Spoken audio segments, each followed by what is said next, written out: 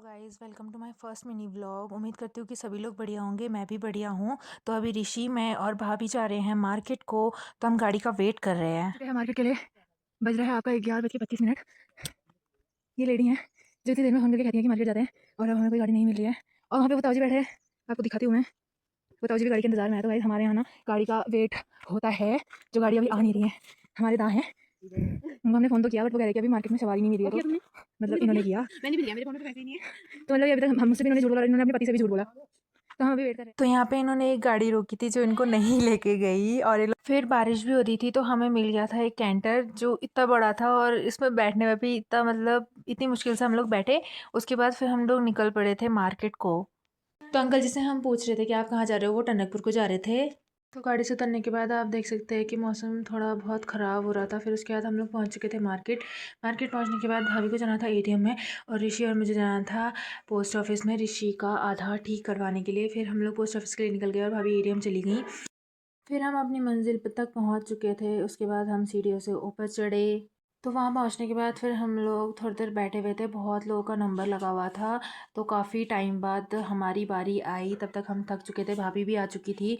तो हम लोग बैठे हुए थे, फिर हमारा काम हुआ। उसके बाद हम लोग बाहर बैठे थे थोड़ी देर, और बैठे बैठे हो चुकी थी मैं बोर। तो मैंने एक छोटा सा स्नैप बनाया। भाभी को दा का कॉल आया था, तो भाभी दा के साथ बात करी थी, बिजी हो रखी थी। फिर यहाँ पर मेरे को फ्रेंड्स मिल चुके थे। एक थी अनामिका और दूसरी आई थी भावना, वो वहाँ पे कॉल पे बात कर रही थी। फिर उसके बाद हम लोग थोड़ी देर बैठ के बातें कर रहे थे। फिर ऋषि आ गया था। फिर उसके बाद हम लोग निकल पड़े थे मॉल के लिए।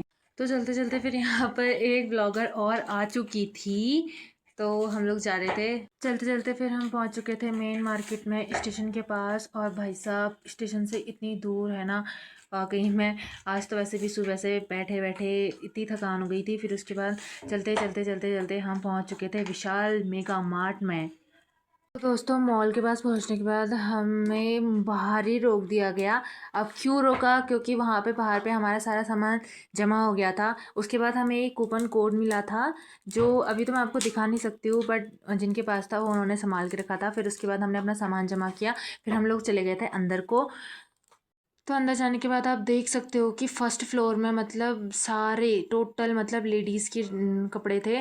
तो पैजामे से लेकर सूट से लेकर के टोटल चीज़ें वहाँ सारी लेडीज़ की थी। और बहुत प्यारे प्यारे टॉप आए थे। आप में से जिसको भी मतलब लेना है तो आप यहाँ आ सकते हो। वुलन टॉप भी मिले कुछ, हमें ज़्यादा नहीं आए थे, थोड़े बहुत आए थे, क्योंकि अभी आजकल गर्मियाँ ही चल रही हैं। फिर अगले महीने से कह रहे थे, अगले महीने से ठंडियों के वुलन टॉप्स वगैरह और आ जाएंगे। फिर उसके बाद फर्स्ट फ्लोर से हम सेकेंड फ्लोर में गए। सेकंड फ्लोर में पहुंचने के बाद तो भावना हमसे कहती है कि चलो मैं आप लोगों को दिखाती हूँ कि यहाँ पे कितने प्यारे प्यारे पर्स